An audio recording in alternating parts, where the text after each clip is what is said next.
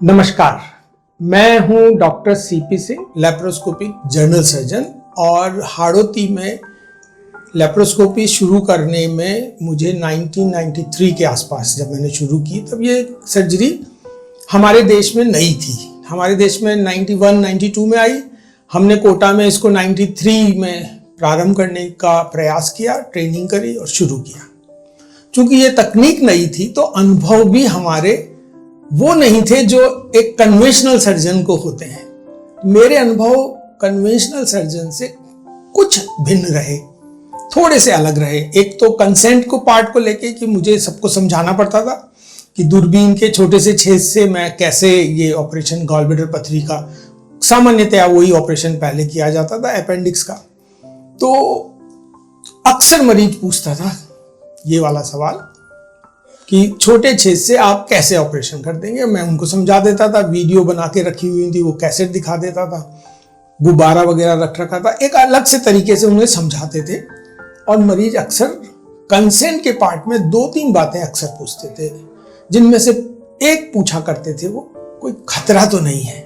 क्योंकि हमारी conventional surgery establish surgery थी, लैप्रोस्कोपी सर्जरी हम नई विधि से प्रारंभ की थी। इस टेक्निक के खतरे को लेके मरीज अक्सर ये सवाल पूछते थे। और उस समय ये बड़ी समस्या रहती थी दिमाग में कि ये कोई और खतरा तो नहीं है का क्या अर्थ है।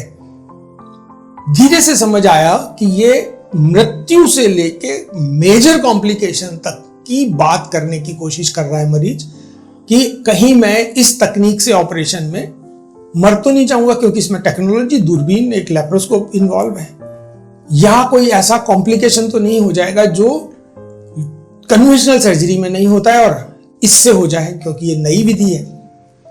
इन बातों को लेके हर मरीज से शुरू में मुझे करीब आधा घंटे तक कंसेंट वाले पार्ट पर चर्चा करनी होती थी, जिसे हम आज इन्फॉर्म्ड कंसेंट कहते हैं। ये मैं पिछले 20-25 साल से अनुभव कर रहा हूं और प्रैक्टिस में है ये मेरे, एक चेकलिस्ट सिस्टम और एक कंसेंट पार्ट। तो हम उसे पूरा समझाते थे और उसमें ये शब्द बड़ा समझ से इस्तेमाल करना होता है कि मृत्यु के खतरे की क्या संभावना है।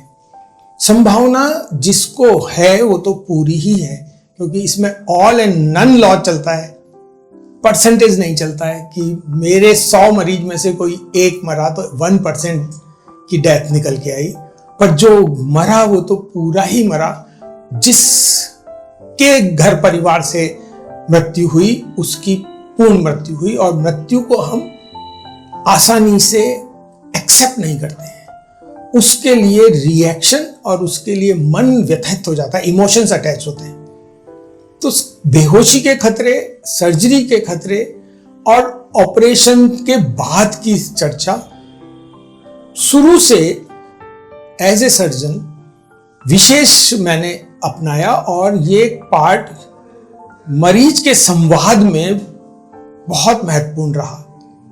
एज ए सर्जन जब हम लगातार ऑपरेशन करते हैं और अच्छे अच्छे ऑपरेशन कर रहे हैं, बड़े जिनको कॉम्प्लिकेटेड मान रहे हैं कर रहे हैं, जब ऑपरेशन करते हुए एक feeling of ego, feeling of arrogance, feeling of मैंने ये कठिन ऑपरेशन किया, जब ये आई है, ये मेरे पिछले 25-30 साल का अनुभव बता रहा हूं और मेरे अनुभव से ज्यादातर सर्जन सहमत होंगे कि जब ये अहंकार वाली बात या ईगो वाली बात, या हम आपस में जब चर्चा करते हैं कि देख मैंने ये डिफिकल्ट ऑपरेशंस किए थे, ये इसके रिजल्ट हैं, जब मैंने ये ऐसा सोचा, अगले ही दिन या उसी हफ्ते कोई ना कोई एक ऑपरेशन ऐसा आता है कि वो सब अहंकार रखा रह जाता है। और उस समय सारी जानकारी का, कहना चाहिए कि प्रेजेंस ऑफ माइंड का, हमारे भाषा में टाइम आउट कहते हैं, कि उस समय सोच विचार कर निर्णय लेने का, क्योंकि वो एक ऐसा दुराहा होता है कि इस समय में क्या उपयोग, क्या करूं। अब हमारे पास ये साधन है तो मैं अब तो अपने साथियों से भी सलाह ले लेता हूं, ऑनलाइन उसी समय बात भी हो जाती है कि यार ऐसे है तो मैं इस मुश्किल से कैसे बाहर निकलूं, क्योंकि ये मैंने नहीं सोचा था, मैंने पहले से एक्सपेक्ट नहीं किया था कि ये बियॉन्ड माई एक्सपेक्टेशंस कॉम्प्लिकेशन की या कॉम्प्लिकेटेड केस है। तो जब जब हमने ऊंची उड़ान भरने की कोशिश की, जब जब मैंने ऐसा सोचा, तब तब मैं कठिनाई में भी फंसा और तुरंत ही आपको या मुझको मैं ये कहूँ कि मुझे अपनी औकात या अपनी वर्थ या अपने जानकारी या अपनी स्किल का तुरंत एहसास हो जाता है, अनुभव होता है। और मैंने इस चीज को फिर जब जब भी अपनाया है, जब जब भी ऐसा हुआ है, तब तब ही ये ऐसा हुआ है, दोनों बातें, कि मैं न तो ज्यादा ऊंची उड़ान ले पा रहा हूं और न ही धड़ाम से गिर पाता हूं। और मैं इस चीज को बड़े सहज रूप से स्वीकार करता हूं। जब मैंने बहुत अच्छे से ऑपरेशन किया, well clean surgery and guideline के अनुरूप, और सुबह मैं बड़ा कॉलर ऊंचा करके मरीज को देखने जाऊंगा और मैं मरीज पे जाके समझाऊंगा कि मैंने तेरा बहुत अच्छा ऑपरेशन किया। पर जब जब मैंने ऐसा सोचा, बियॉन्ड माई एक्सपेक्टेशन, मरीज वार्ड में कोई ऐसी कंप्लेन बताता है, कोई ऐसी तकलीफ बताता है कि वो जो खुशी काफुर हो जाती है, उसकी उस तकलीफ का जवाब देने में बहुत साधारण सी बात है। अगले दिन ही जब क्लीन सर्जरी गॉल ब्लैडर की या हर्निया की, बहुत अच्छा सा साफ सुथरा ऑपरेशन किया, अगले दिन जब हम गए और मरीज तकलीफ बताने में कि साहब मुझे तो गैस पास नहीं हुई, मुझे फ्लैटस पास नहीं हुआ, मुझे तो पू नहीं आया, अब मेरा पेट फूल रहा है। अभी आपको समझ आता है कि मरीज की तकलीफ साधारण सी भी उसके लिए कितनी गंभीर है।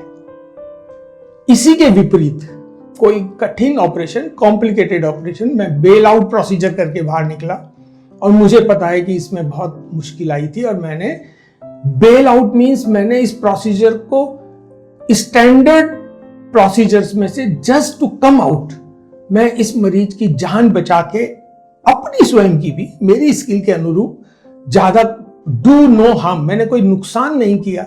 लाभ कितना होगा समय बताएगा। तब तक मैं जब नेक्स्ट डे वार्ड में राउंड पे जाता हूं तो वो मरीज मुझे प्रसन्न मुद्रा में इतना वेलकमिंग वे में मेरा आदर स्वरूप मेरे को स्वीकार करता है कि साहब आपने तो बहुत मेरा कठिन ऑपरेशन बहुत आसान से कर दिया, मेरी तो आपने जान बचा दी और मैं तो बिल्कुल ठीक हूं। जहां मैं सोच रहा था कि मैं इसको कुछ समझाऊंगा कि मैंने इतना अच्छा किया, वहां तो मुझे तकलीफ बता रहा है जिसका मेरे पास जवाब नहीं है। और जहां मैं डर रहा हूं कि कहीं कोई कॉम्प्लिकेशन तो नहीं है, कोई उसकी सीक्वेंसली कोई चीज तो नहीं है, मैंने जो ड्रेन डाली है उस ड्रेन में से कुछ ज्यादा पित्त बाइल तो नहीं आ रहा है, मरीज वहीं पर मेरे से बड़े अनुग्रहित वे में और बड़े वेलकमिंग वे में मेरा स्वागत करता है। तो ये जो दो अनुभव हैं, ये सर्जन के रूप में मुझे आए दिन होते रहते हैं, जब जब जैसा होता है। और मुझे फिर कहना चाहिए कि डायरेक्शन है, बट ना तो ऊंचा जा सकते हैं ना नीचे जा सकते हैं, डायरेक्शन में रहते हैं, और वो मुझे बैलेंस करके रखता है। ये संतुलन का एक भाव है जो एज ए सर्जन मुझे महसूस होता है। इन सब चर्चा का मेरा, संवाद का मेरा एक ही मकसद है कि ये सब बातें हम जब करते हैं, इन्फॉर्म कर देते हैं, इन्फॉर्म कंसेंट ले लेते हैं, सहमति बना लेते हैं। पर विश्वास एक ऐसी चीज है जो हमारे मेडिकल फील्ड में या किसी भी फील्ड में, यदि विश्वास है एक दूसरे के ऊपर, मुझे मेरी स्किल पर, मेरी कार्यप्रणाली पर, सिस्टम्स पर, और मरीज को मुझ पर, मेरी कार्यप्रणाली पर, तो नतीजे हमेशा बहुत अच्छे आते हैं। मेडिकल साइंस में डिफरेंसेस इन ओपिनियन, एक चिकित्सक की सलाह और दूसरे चिकित्सक की सलाह, उनके बोलने का तरीका, उनके समझाने का तरीका भिन्न भिन्न होता है, अलग अलग नहीं होता है, सेपरेट नहीं है। मैं अपने तरीके से उस बात को समझा रहा हूं और मेरा साथी चिकित्सक उसी बात को अपने लहजे में समझा रहा है, और मरीज इस समझाने के तरीके को डिफरेंट मान लेता है। डिफरेंसेस इन ओपिनियन को वो एक की गलती और दूसरे के ऊपर आक्षेप के रूप में ले लेता है। ऐसा नहीं होना चाहिए। हमें अपने आपस में एक दूसरे के ऊपर विश्वास रखना चाहिए। धन्यवाद। Dear professional colleagues, to create awareness among masses, please make videos of such incidences and share with us on WhatsApp or email. Thank you.